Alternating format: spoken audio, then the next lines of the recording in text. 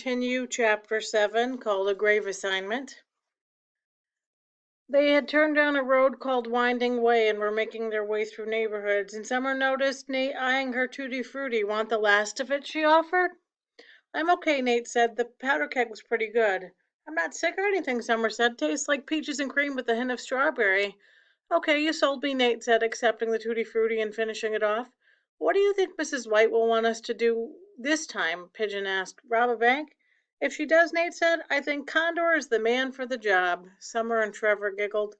We should make you a feathery costume, Nate said. Pigeon rolled his eyes, trying to keep a smile from creeping onto his face. I'm going to stick with Pigeon, he said. We could still make a costume, Nate said. You still haven't told me how you got the name. Have I been in the club long enough? Pigeon glanced at Trevor and Summer. Should I tell him? Up to you, Summer said. Tell him. It's funny, Trevor prodded. You tell it, Pigeon said. Okay, Trevor began, excited to have permission. So, almost 3 years ago, during second grade, Pigeon used to sit alone at lunch. My family had moved here that year, and I hadn't really met Summer or Pigeon yet.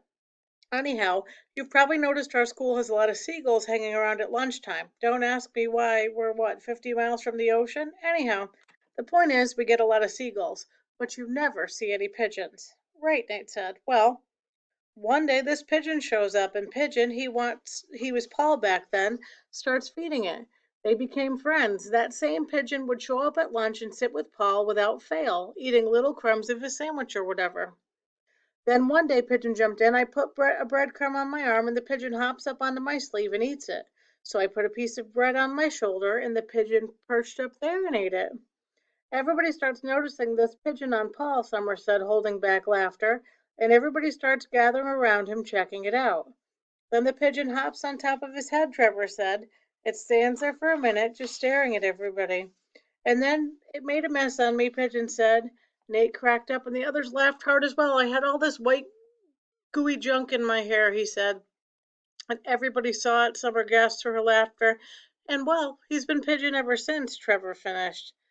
Did you ever see the pigeon again? Nate asked once the laughter died down. Nope, never, Pigeon said. I've never seen another pigeon at our school, before or since. It was like he deliberately showed up long enough to humiliate me and then took off forever. That's hysterical, Nate said. I guess you should be glad you aren't called Condor. They all cackled again.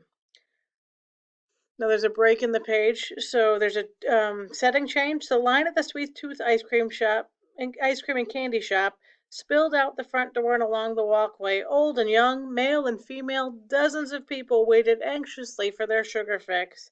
The crowd made Nate recall what Mr. Stott had said about being run out of business.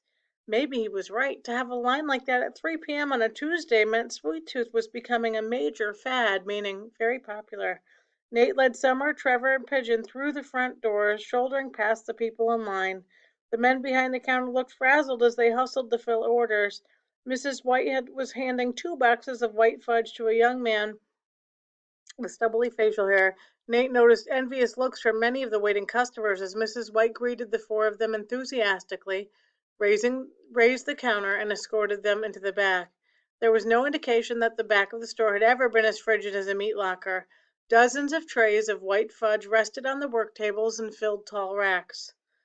Welcome, welcome, Mrs. White said. We're in the midst of our busiest day yet. You wouldn't believe the orders we've been getting. I'll be up all night replenishing our supply of white fudge. Maybe I should spoil a batch or two, slow things down a bit. I need to do more hiring. How are you doing? Did you repay your bullies? Repay them and then some, Nate said. How wonderful. I'm glad the trick candy went to good use, Mrs. White said. I'm a little overwhelmed today, so we'll have to be quick. But I do have a new assignment for you. Turns out it was fortunate that you opted for the pocket watch over the book, Nate. I dismantled the watch, meaning took it apart, and discovered a message on the back of the face. The letters were so minuscule, meaning so tiny, they could have been written with an eyelash. The note indicated that Hanover Mills was buried with an important item hidden in an ivory box. By implication, the message granted permission to go get it.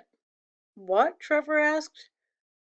To dig up his grave, Pigeon interpreted. Of course, we would suffer an endless runaround if we tried to obtain permission through formal channels.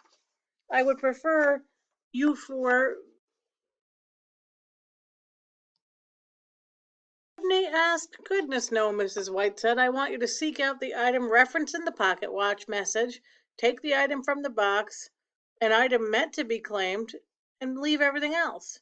What if we get caught? Trevor asked. You'll be much better equipped than last time, Mrs. White promised. Let's see, for summer I have a package of something called flameouts. I would prefer if she were the only person to use them. I believe that she is the coolest head of all of you. Summer, when you put one of these in your mouth, it will emerge as a searing ball of fire.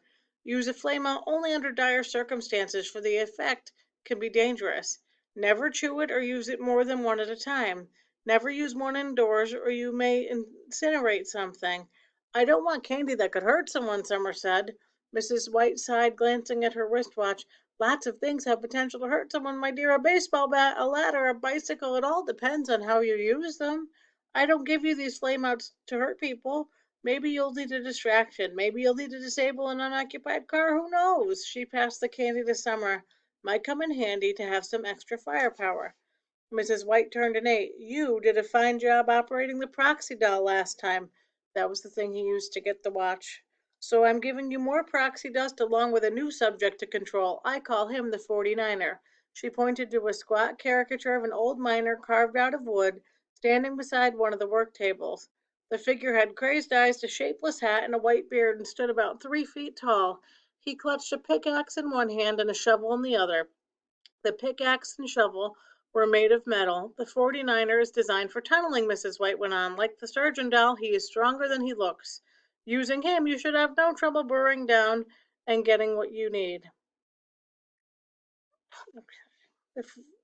She handed Nate a dose of proxy dust and then gave Trevor a clear plastic container holding several white candles. These are frostbites. They'll make your body radiate intense cold while you suck on them. Water will freeze in your presence, and you'll be immune to the effects of heat and fire. Using 2 at a time will heighten the results, but I do not suggest trying more than that. I'm not sure this is right, Pigeon said. Don't fret, Pigeon. I didn't forget about you.